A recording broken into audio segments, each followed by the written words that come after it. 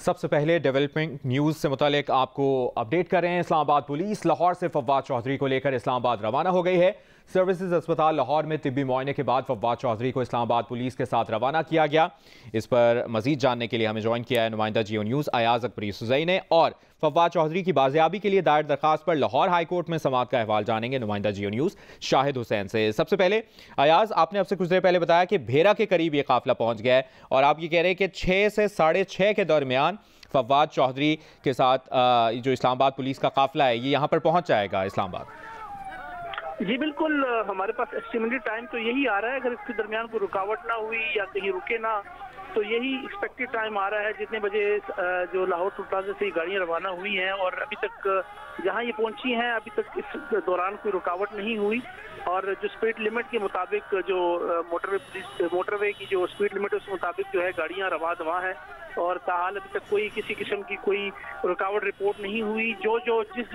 District की हुदूद से ये गाड़ियाँ गुजर रही हैं उस डिस्ट्रिक्ट की जो लोकल पुलिस है उन्होंने सिक्योरिटी जो है इस्लामाबाद पुलिस की जो गाड़ियों को फराहम की हुई है और जहाँ से गाड़ियाँ गुजरती हैं फिर दूसरे डिस्ट्रिक्ट में इंटर होती हैं वहाँ की लोकल पुलिस जो है वो पंजाब पुलिस, क्योंकि पंजाब का इलाका आता है M2 मोटरवे, वहाँ की पुलिस जो है उनको सिक्योरिटी फराहम की है। लेकिन क्योंकि इस वक्त फवाद चौधरी हैं वो इस्लामाबाद पुलिस के मुल्जिम हैं, उनको ही राहदारी जमानत मिली है, उन्हीं की तहवील में है, तो वो उनको लेकर इस्लामाबाद के लिए रवाना हुए हैं और तकरीबन अब से तकरीबन 2 से सवा 2 घंटे के बाद जो है वो इस्लामाबाद पहुंच जाएंगे। जब वो पहुंचेंगे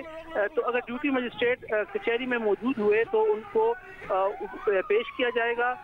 और अगर वो मौजूद ना हुए तो फिर उनको इस्लामाबाद में किसी भी ऐसी जगह पे मुंतकिल किया जाएगा जहां पर सिक्योरिटी का कोई इशू ना हो। थाने में, क्योंकि थाना कोसार में ये FIR दर्ज हुई है तो इसका इम्कान नहीं है कि उनको थाने में रखा जाए। ऐसे हाई प्रोफाइल केसेस में जो मुल्जिमान हैं उनको इस्लामाबाद के किसी ऐसे इलाके में ऐसी जगह पर रखा जाता है जहां पर आम आदमी की एक्सेस ना हो। एक इस्लामाबाद में सब जेल भी है, वहां पर भी कभी इम्कान है कि वहां पर इनको टेम्परेरी तौर पर रखा जा सकता है क्योंकि वहां पर सिक्योरिटी के बड़े अच्छे इंतजाम हैं और किसी किस्म की कोई लोग कोई वहां पर कारकुनान या किसी किस्म की कोई लोग, और ये तब होगा जब जो मजिस्ट्रेट अगर यहाँ पर मौजूद होते हैं। शाहिद हुसैन, अदालत ने IG पंजाब और IG इस्लामाबाद को 6 बजे तलब किया है और अयाज बता रहे हैं कि तकरीबन 6 से 6:30 पौने 7 के दरमियान फव्वाद चौधरी भी इस्लामाबाद पहुंच जाएंगे। तो ये एक्सपेक्ट किया जाए कि अदालत में पेशी होगी आज फव्वाद चौधरी की 6 से 7 के बीच में।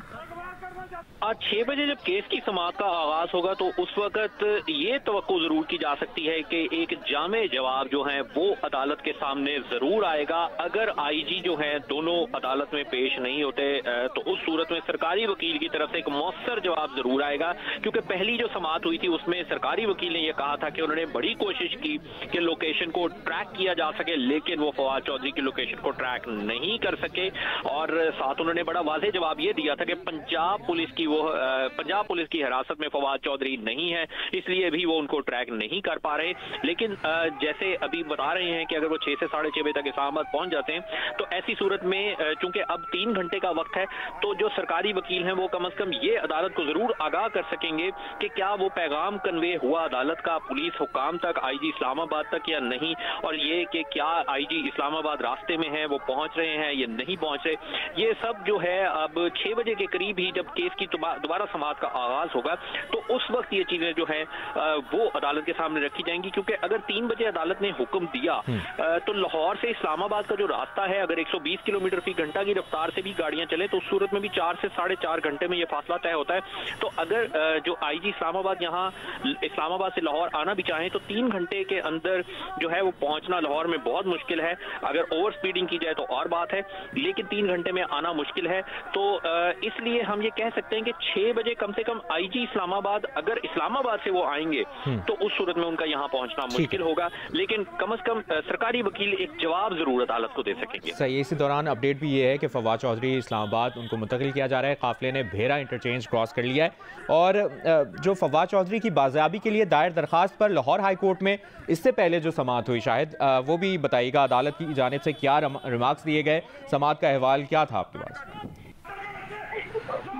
दरख्वास्त थी ये फवाद चौधरी के कजन की जानिब से दायर की गई थी और इसमें पंजाब पुलिस और पंजाब हुकूमत को ही फरीक बनाया गया था, क्योंकि अगर इस्लामाबाद पुलिस को इसमें फरीक नहीं बनाया गया था और उस पर अदालत ने जब भी कभी हफ्से भेजा गई कोई दरख्वास्त आती है अदालत के पास तो अदालत अमूमी तौर पे एक केस जो ऑर्डर जारी करती है वो